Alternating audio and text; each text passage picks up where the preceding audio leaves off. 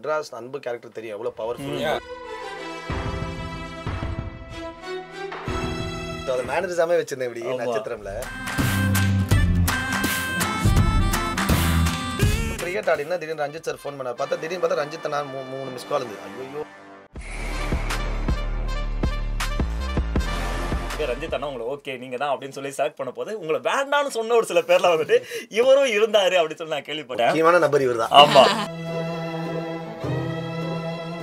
But அவர் main பிளாட்டே it's based on true events. So first இந்த கெட்டப்ல இருந்து போயிடலாம். இந்த கெட்டப்புக்கான காரணம் என்ன? ரஞ்சித் அண்ணன்ல இருந்து ஆரம்பிச்சு எல்லாருமே இந்த லுக்ல இருக்கீங்களே, அவரும் நடிக்கிறாரா?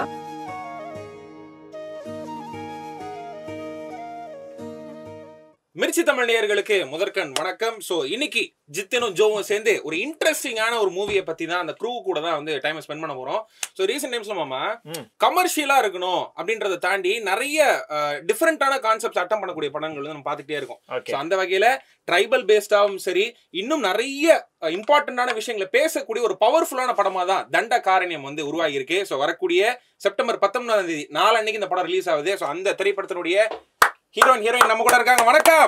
Welcome welcome welcome. நமக்கு ஃபர்ஸ்ட் நம்மளே கை தட்டிக்கணும், அப்பதான் வந்து படம் பார்க்கும்போது ஆடியன்ஸ் நமக்கு கை தட்டுவாங்க.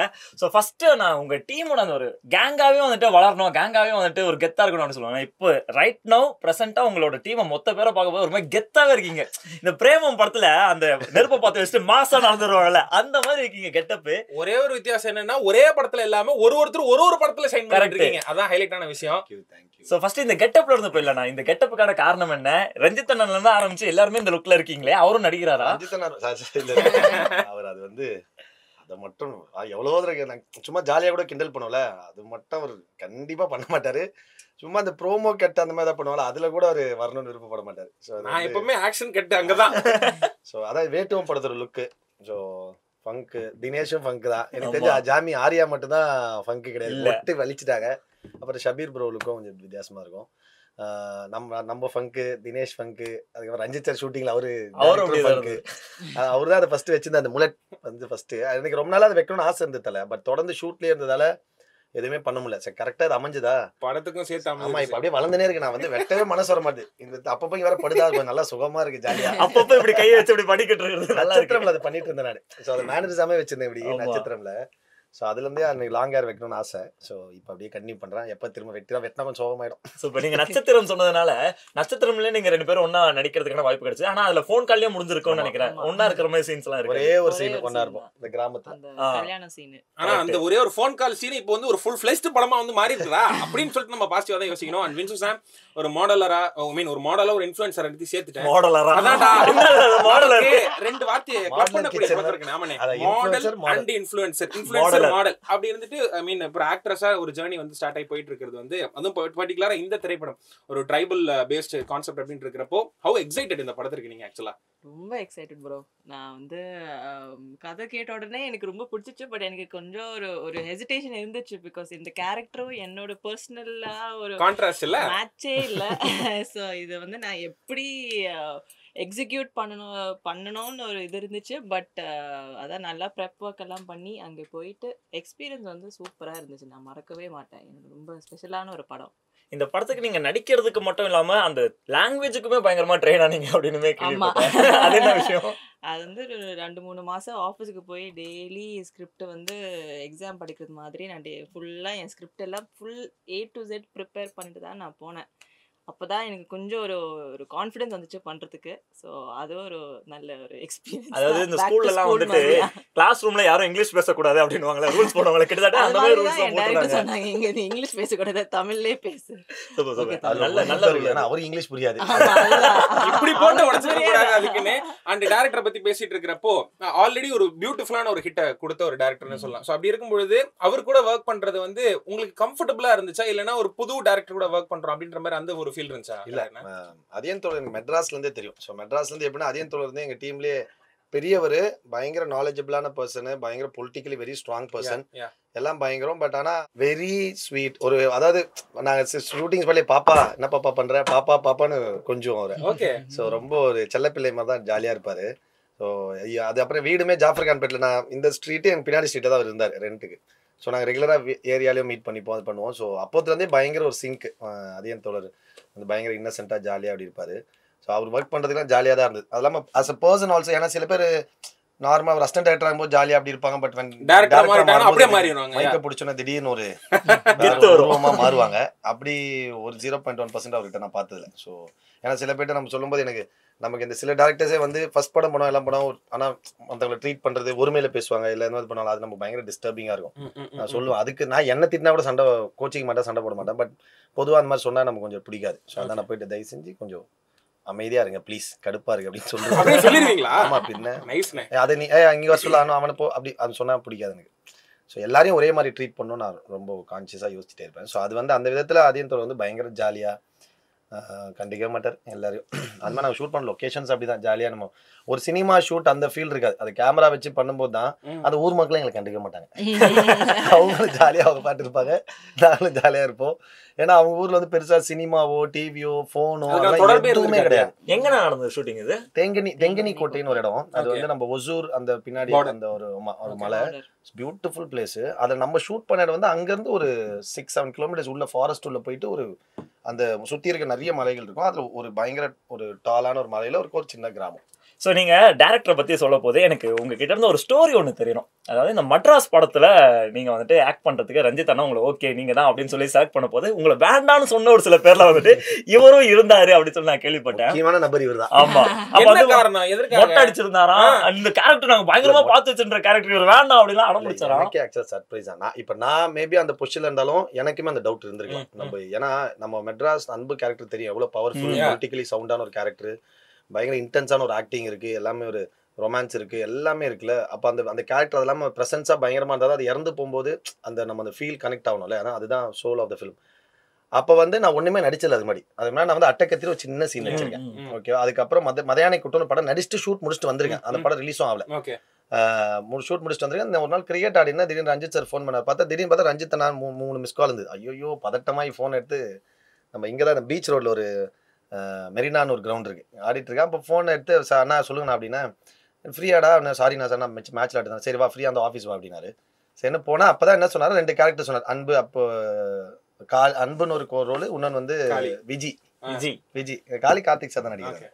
அப்போ அந்த விஜி ரோல் வந்து ஆக்சுவலி நான் வந்து ஃபர்ஸ்ட் அப்போ சொன்ன இது மாதிரி அப்போ அசிஸ்டன்ட் எடுத்து நம்ம விசாரிப்போம், தலை இந்த ரோல் நல்லா இருக்குமா, அந்த ரோல் நல்லா இருக்குமா, இந்த ரோல் நல்லா இருக்குன்னா இல்லடா அன்பு பாதியில செத்துரும், விஜி தான் கிளைமேக்ஸ் ஒரு நாளை உடனே விஜி தான் கிடைக்கணும் பயங்கரமா அதுக்கு பயங்கரமா ப்ரிப்பேர். ரெண்டுக்குமே இந்த அன்புக்கு வந்து செவரு டைலாக் கொடுத்தாங்க. இது வெறும் செவரு நாள் வர பிரச்சனை நினைக்கிறேன்னு சொல்லிட்டு அந்த டைலாக். விஜய்க்கு வந்து நான் வரணும், இந்த ஏரியால நான் தான் பெரிய ஆளா வரணும், மாஸ் ஆகணும் அப்படின்னு சொல்லிட்டு பெரிய ஆகிட்டக்காரன் ஆகணும். ஸோ இதை பயங்கரமா ப்ரிப்பேர் பண்றேன், இதை பாத்துக்கிறேன், ஓகே இது பண்ணி நம்ம சொல்லுவோம் இதை அப்படின்னு சொல்லிட்டு. அப்போ வந்து இவங்க எல்லாருமே என்ன நோ சொல்லியிருக்காங்க வந்து. ஏன்னா அப்போ நான் மொட்டை அடிச்சு கொஞ்சம் முடி வளர்ந்துருந்தது, கொஞ்சம் நல்லா கொஞ்சம் சப்பியாக இருந்தேன். அதுக்கப்புறம் வந்து அந்த ஒயிட் ட்ரெஸ்லாம். ஆனால் ரஞ்சித் சார் மட்டும் பயங்கர கான்ஃபிடென்ட்டாக இந்த ரோல் இவன் தான் பண்ண போறாடினாங்க. பட் அதில் ஃப்ராங்க்லின், மோசஸ், அதியன், அதுக்கப்புறம் உன்னத்தில் மற்றவங்க யாரும் தெரியல, இவங்க 3 பேருமே வந்து நடிக்கூடாதுன்னு சொல்லியிருக்காங்க. அந்த டவுட்டுமே நம்ம நியாயமானது. ஏன்னா நமக்கு இவ்வளோ பேர் கேரக்டர் புல் ஆஃப் பண்ண முடியுமான்னு ஒரு பயம் இருக்கும்ல. பட் 100% பிலீவ் பண்ணது ரஞ்சித் சார் தான். அவரு தான் பெரிய நன்றி. நல்ல வேலை நீங்க விஜய் கேரக்டர் சூஸ் பண்ணல, இந்த கேரக்டர் தான் இப்படி ஒரு ஸ்டார் எங்களுக்கு கிடைச்சிருக்காங்க நாங்க சொல்லி ஆகணும்.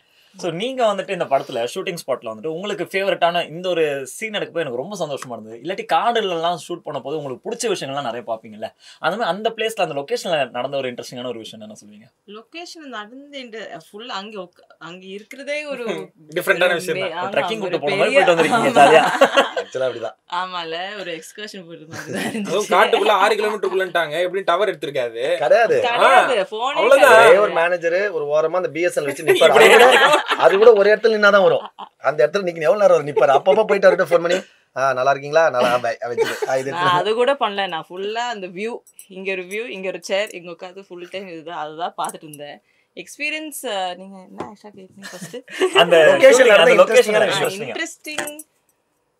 நீங்க சீன் பத்தி கேட்டீங்கல்ல, நீங்க சீனை பத்தியும் சொல்லலாம், அந்த லொகேஷனை பத்தியுமே சொல்லலாம். லொகேஷன் அந்த ஃபுல்லாவே அந்த லொகேஷன் ஃபுல்லாவே ரொம்ப எக்ஸைட்டிங் அண்ட் ஒரு scenic landscape full time. So அதுவே அந்த எக்ஸ்பீரியன்ஸே பயங்கரமா இருந்துச்சு.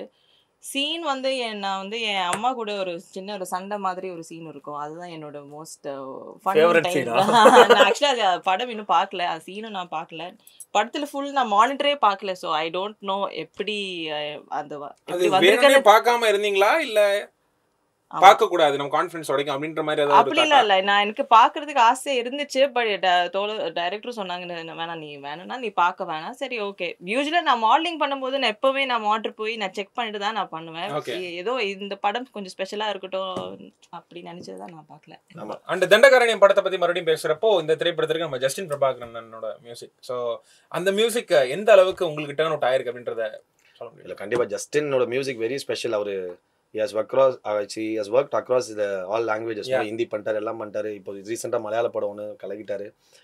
எனக்கு தெரிஞ்சு லக்கியில் ஜஸ்டினோட 3வது படம் இது. நான் ராஜா மந்திரி பண்ணேன், அப்புறம் காலக்குத்துனர் படம் 3வது படம். ட்ரெய்லர்லேயே எனக்கு தெரிஞ்ச நான் ஒரு டிஃப்ரெண்டான ஒரு ஜஸ்டினை பார்த்தீங்கன்னா, ஜஸ்டின் கிட்ட அவர் ஆள் மாதிரியே ஒரு அமைதி இருக்கும், ஒரு பயங்கரமான ஒரு அந்த கிருஷ்ணராஜ் வச்சு பாட வச்ச அந்த பாட்டும் ரொம்ப அழகா இருந்தது. பொய்டிக்கா அப்படி இருப்பார் அவரு. ரொம்ப சைலண்டா, ரொம்ப பேச மாட்டாரு. சூப்பரான ஒரு கேரக்டர். ஆனா இப்போ இந்த பாட்டுல பார்க்கும்போது பிஜிஎம் முடியும் போது பயங்கர பிளாஸ்டா இருந்தது. நானும் இன்னும் படம் பார்க்கல, நீ தான் பார்க்க போறேன்.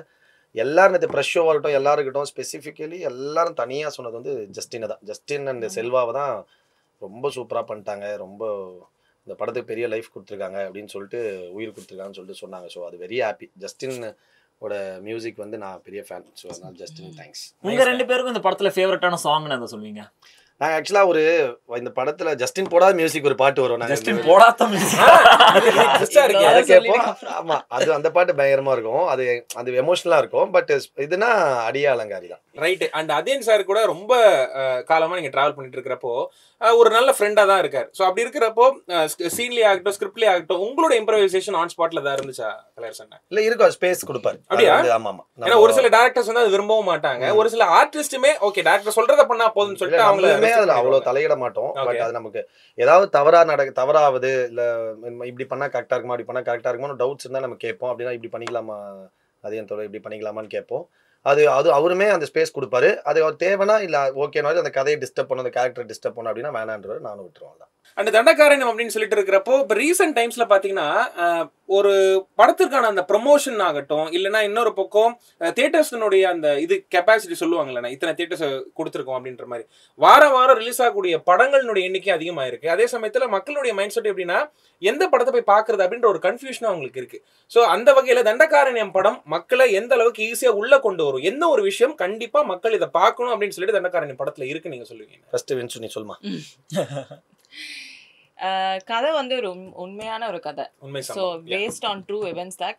சில கேரக்டர் ஆப்வியஸ்லி ஃபிக்ஷனலா கொஞ்சம் இருக்கும். பட் அதோட மெயின் பிளாட்டே it's based on true events. So அது வந்து தெரியுறதுக்கு தான் நம்ம இந்த படம் பண்ணியிருக்கேன். ஸோ அதுக்காக அவங்க வந்து பார்க்கணும் தான் நான் சொல்றேன். சூப்பர். இப்போ நீ சொல்லு.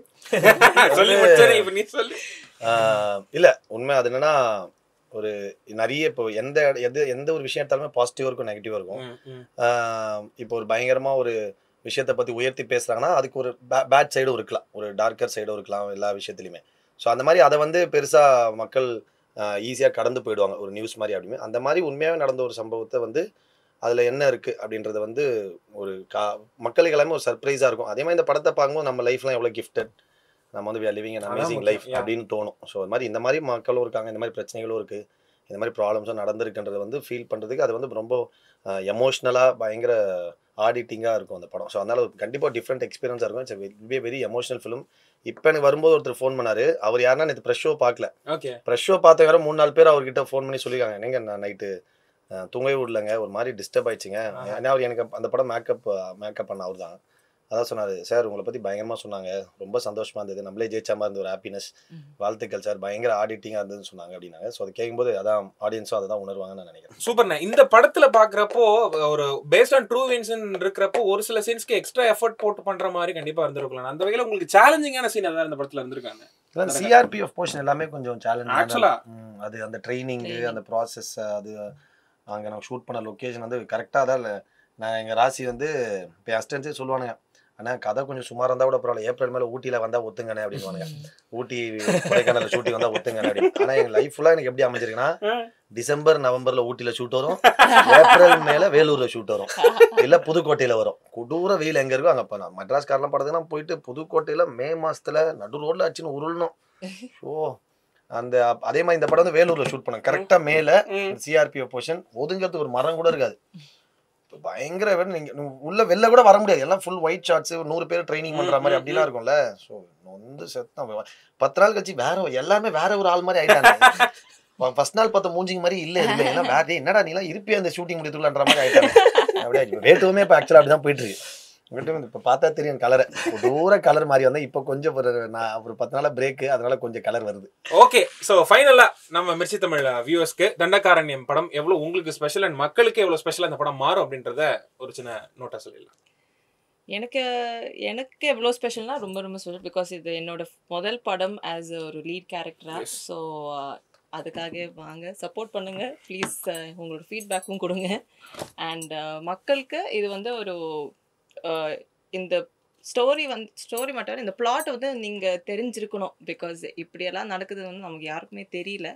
ஸோ நம்ம அவங்க சொல்கிறது மாதிரி நம்ம ரொம்ப கிஃப்டட். ஸோ அந்த ஒரு எக்ஸ்பீரியன்ஸ்க்காக வாங்க சப்போர்ட் பண்ணுங்க. கண்டிப்பா எங்க படம்ல எல்லா படத்தையும் பாருங்க, எல்லா படத்தையும் வந்து தியேட்டர்ல பாருங்க, என்ஜாய் பண்ணுங்க கண்டிப்பா. ஆனா கண்டிப்பா தண்டகாரண்யம் வந்து will be a very special film for me. Through அவுட்டா லீடாக நடிச்சு அந்த மாதிரி ரொம்ப சீரியஸான கேரக்டர் இல்லாமல் ரொம்ப ஒரு மாதிரி அமைதியாக சட்டிலாக எமோஷனலான ஒரு கேரக்டர் ப்ளே பண்ணியிருக்கேன். அதே மாதிரி இந்த கதையுமே ரொம்ப முக்கியமான ஒரு கதை, ஒரு எல்லாருக்கும் தெரிய வேண்டிய ஒரு கதை நான் நினைக்கிறேன். ஸோ கண்டிப்பாக எல்லோரும் வந்து பாருங்கள், சப்போர்ட் பண்ணுங்கள். நான் வின்சு, ரித்விகா, தினேஷ், கெத்து தினேஷ் நடிச்சிருக்காரு. ஸோ ரீசெண்டாக விஆர் தினேஷ் மாறிச்சுப்போம். அதுக்கப்புறம் ஷபீர், பாலசரவணன், முத்துக்குமாரன், நவீன், இந்த மாதிரி நிறைய பேர் நடிச்சிருக்காங்க. So nice, it will be very nice film. கண்டிப்பா பாருங்க, சப்போர்ட் பண்ணுங்க. சூப்பர்ண்ணா. ஸோ கண்டிப்பா இந்த ஒரு படம் வந்துட்டு உங்களுக்கு இன்னும் நெக்ஸ்ட் லெவலுக்கு போறதுக்கான ஒரு மிகப்பெரிய பிளாட்ஃபார்மா இருக்கும் அப்படின்னு சொல்லிட்டு மிர்ச்சி சார்பா எங்க சார்பாவும் நாங்களுமே ஆசைப்படுறோம். Thank you. So all the best for your movie and the team. So thank you so much. நீங்களும் சூப்பரா பேசுங்க, ரொம்ப நன்றி. Thanks for your time. Thank you so much. So September 19ஆம் தேதி கமர்ஷியல் படங்களுக்கு மத்தியில ட்ரூ ஈவெண்ட்ஸை பேஸ் பண்ணி நிறைய பேருக்கு தேவைப்படக்கூடிய பார்க்க வேண்டிய ஒரு கதை கொண்டு வரக்கூடிய இந்த தண்டகாரண்யம் படம் வெற்றி பெற என்டையர் டீம் ஆஃப் மிர்ச்சி சார்பாக ஒன்ஸ் அகைன் மிகப்பெரிய பாராட்டுக்கள். தேங்க்யூ. Thanks to Mirchi.